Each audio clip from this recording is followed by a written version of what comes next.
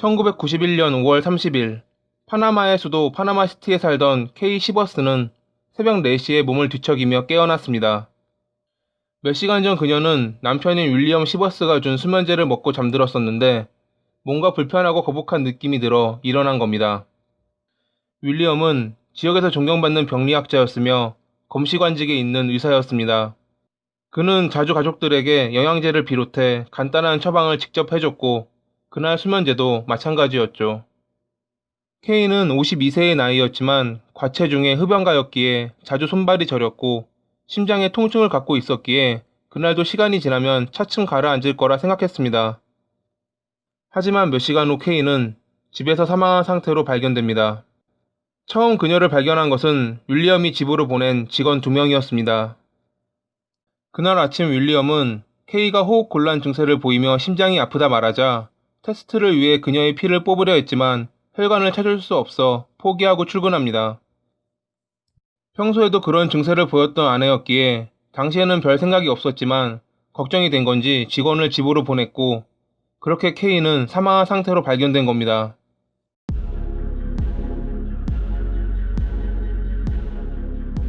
그 뒤 윌리엄의 행동은 무언가 이상했습니다. 검시관으로 일했던 그가 아내의 시신을 장례식장으로 가져갔고 부검을 거부했던 겁니다. 파나마시티 지역에서 사망한 사람의 부검은 모두 윌리엄이 맡고 있으며 혹여 고인이 다른 사람이었다면 부검을 지시했을 가능성이 높은 그가 왜 이런 행동을 벌였을까요? 얼마 후 경찰서로 윌리엄이 자신의 아내 K를 죽였다라는 익명의 제보가 있고 나서 사람들의 의심은 더욱 커졌습니다. 과거 윌리엄이 보존된 신체 부위를 자주 집으로 가져오는 것을 본 K가 내가 사망할 경우 부검하지 말아줘 라고 했기에 그는 부검을 하지 않았다 말합니다. 하지만 그녀의 몸에 남아있는 2개의 주사 자국과 갑작스런 사망, 익명의 제보는 누가 봐도 의심스러웠고 경찰은 다른 검시관을 통해 K의 부검을 의뢰합니다. 검시관은 K의 몸에서 독성을 띤 물질은 따로 검출되지 않았다 밝혔지만 그 사이 언론에서 그녀의 죽음에 대해 관심을 가지면서 한 가지 소문이 나기 시작했습니다. 600만 달러의 자산을 가진 윌리엄이 젊은 여성과 바람을 피우다 K가 이를 알아차렸고 위자료를 지불하기 싫어 범행을 저질렀다는 소문이 말이죠.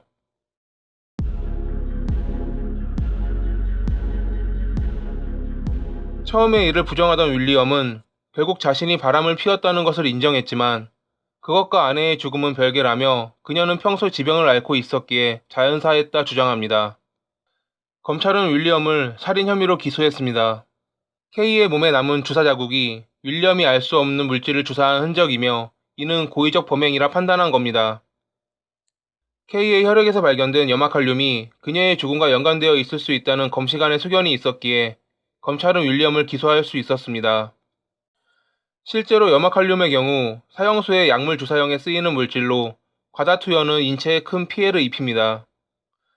하지만 이것은 어디까지나 의견일 뿐 정확한 검사를 위해 법원에 2차 부검을 의뢰했지만 K의 아들을 비롯해 가족들의 거부로 인해 검찰은 한 발 물러날 수밖에 없었습니다. 게다가 다른 전문가들이 사람의 신체는 사망 후 혈관이 일상적으로 파열돼 염화칼륨을 혈류로 방출하기 때문에 혈액이나 조직에서 정확한 결론을 이끌 수 없다 밝혔습니다.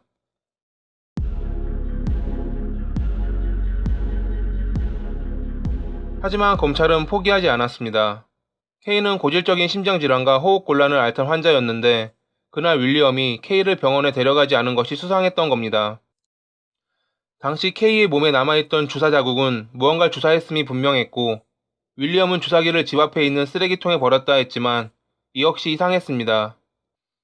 만약 집에서 발생한 쓰레기가 있다면 집 안에 있는 쓰레기통에 버린 후 모아서 한 번에 버리지 일부러 그거 하나만 집 앞에 쓰레기통에 버리지는 않습니다. 집 안에 있는 쓰레기통이 꽉 차 있었던 것도 아니었기에 검찰은 윌리엄이 주사기에 있던 내용물, 즉 독극물을 들키지 않으려 그런 행동을 벌였다 생각합니다. 윌리엄은 모든 것은 그저 검찰의 소설이며 자신은 원래 오염된 주사기는 집이 아닌 외부 쓰레기통에 버린다 주장합니다. 게다가 검찰이 주장한 자신의 범행 사유인 바람을 피웠던 건에 대해선 간음죄를 저지른 모든 사람들이 아내를 죽였다면 감옥이 비좁을 것이다 라며 반박했습니다. 결국 증거 불충분으로 윌리엄은 풀려났고 예전 바람을 피웠던 여성과 재혼한 뒤 캐나다 브리시티 칼럼비아로 이사를 갑니다.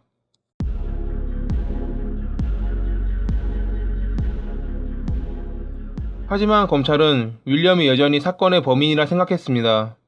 시간이 흘러 화학 물질에 대한 새로운 검사법을 통해 K의 혈액에서 석시닐몰린이라는 물질을 발견합니다.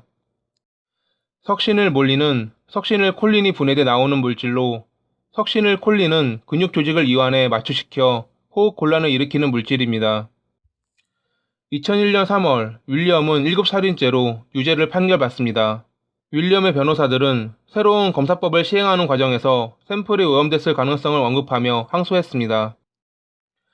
2003년 2월 항소법원은 검찰이 제시한 검사 방법이 새로운 과학적 접근이라 검증되지 않았다며 새로운 재판을 명령합니다.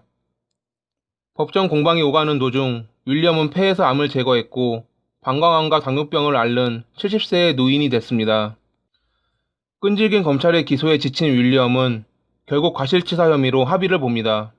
그렇게 윌리엄은 50만 달러의 벌금과 10년형을 선고받았습니다. 2014년 4월 19일 윌리엄은 81세의 나이에 폐암으로 세상을 떠납니다. 그는 마지막까지 자신의 범행을 부인했습니다. 과연 K의 죽음이 자연사인지 아니면 윌리엄이 주사한 무언가가 그녀의 죽음에 관여한 것인지는 그렇게 결론이 나지 않은 상태로 끝을 맺게 됩니다.